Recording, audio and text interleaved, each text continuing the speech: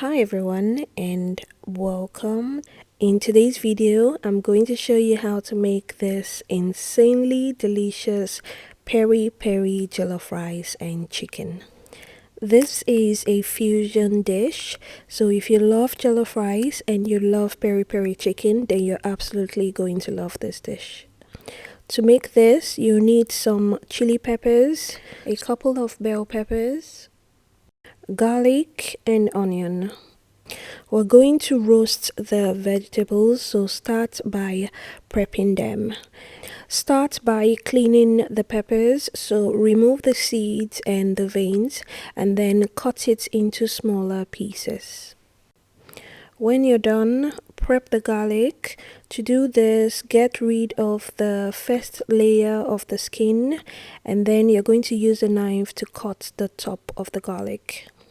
Prepare the onion by peeling and then cutting it into smaller portions. When you're done prepping all the vegetables, you're going to transfer it to an oven-safe pan, or you can use a baking pan. I'm using my cast iron grill pan to do this, so I've added the peppers, the onions, the garlic cloves, and I just added some few sprigs of thyme. Add a generous amount of oil and then we're going to transfer this to an oven and grill on low for about 30 minutes.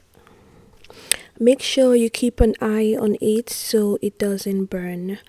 When it's done grilling, transfer to a food processor. The garlic should be soft, so you can just press that out. After adding all the roasted veggies, we're going to season this with some thyme. You can use fresh or dried thyme. I'm also going to use some chicken bouillon cubes, the juice of half a lemon, some sugar, and paprika. The sugar is going to really balance out the sauce, so please don't skip that. I also added a bit of salt and a drizzle of oil. Blend this up using your food processor or blender. The sauce doesn't have to be completely smooth. This is what it looks like after using my food processor. I'm going to be using the sauce for the chicken and for the rice. For the chicken, generously salt the chicken and then add the sauce. I'm using chicken thighs for this, but you can use any part of the chicken you prefer. Add a drizzle of oil and then massage the sauce to coat the chicken really well. After coating the chicken in the sauce, we're going to marinate this for as long as we can. I marinated mine for just about an hour, but if you have longer, you can definitely do that. If you're cooking immediately and don't want to marinate at all, you can cut up some lines in the chicken before adding the sauce so the flavor really gets in there. To make the rice, start by heating up some oil in a wide pan. When it's hot, add some chopped onions and you're going to fry this for about 2 to 3 minutes until the onions are a bit translucent and fragrant. Next, add the tomato paste or tin tomatoes. We're going to fry the tomato paste until it changes color. It should take about 8 to 10 minutes on low-medium heat. If you're making any type of jollof rice, always make sure you fry your tomato paste really well to get rid of that acidic and tangy taste. Frying also builds up a lot of flavor and adds some sweetness to your dish. Fry until the tomato paste starts to separate or looks like this, and then add the peri-peri sauce. Mix the sauce and the tomato paste together. We don't need to fry the sauce for too long because the peppers cooked through before we blended.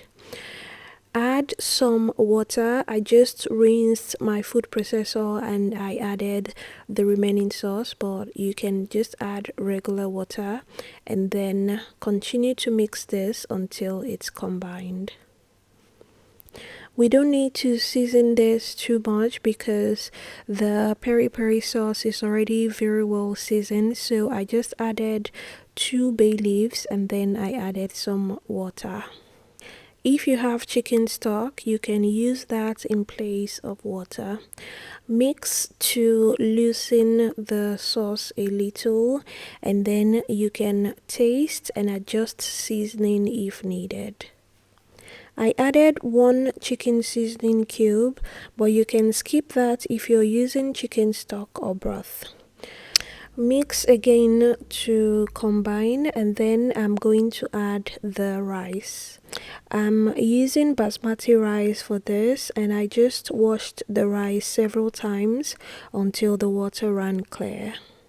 I've shown the rice I use several times on my channel, but in case you missed that, it's the Sela basmati rice or golden Sela basmati rice. The exact brand I use is Indian Gate, but there are several other brands that are similar, like Tilda and Golden's Tropical Sun basmati rice. As long as it has Sela basmati rice in the name, it should be good. I sprinkled a bit of salt after adding the rice, and then I added a little water. Cover this and allow to cook for about 20 minutes. While the rice is cooking, I'm going to go ahead and grill the chicken. You can also bake or air fry the chicken if you're not using a grill.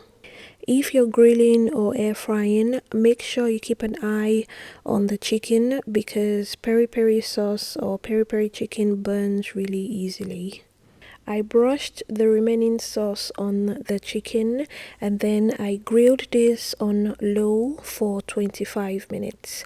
I'm using my Ninja XL indoor grill to do this, which works as an air fryer and also a grill. Midway through the cooking, I flipped the chicken.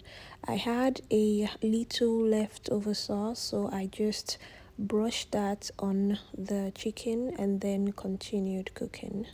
Another way to grill this if you're using a conventional grill or high heat is to add the chicken to a baking pan or grill pan, cover with foil paper or parchment paper, grill for about 20 minutes, take the foil paper off and grill for an additional 5 minutes or so. While the chicken is cooking, check on the rice. My rice is fully cooked, so I'm just going to give this a quick mix to get rid of the trapped steam. After mixing, your jollof rice should be ready.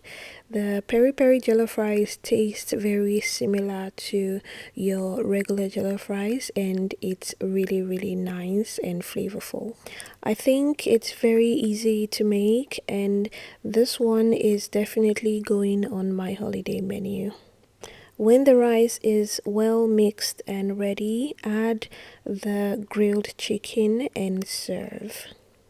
Let me know if you're going to try this. If you have any questions about this recipe, feel free to leave me a comment or send me a DM on Instagram.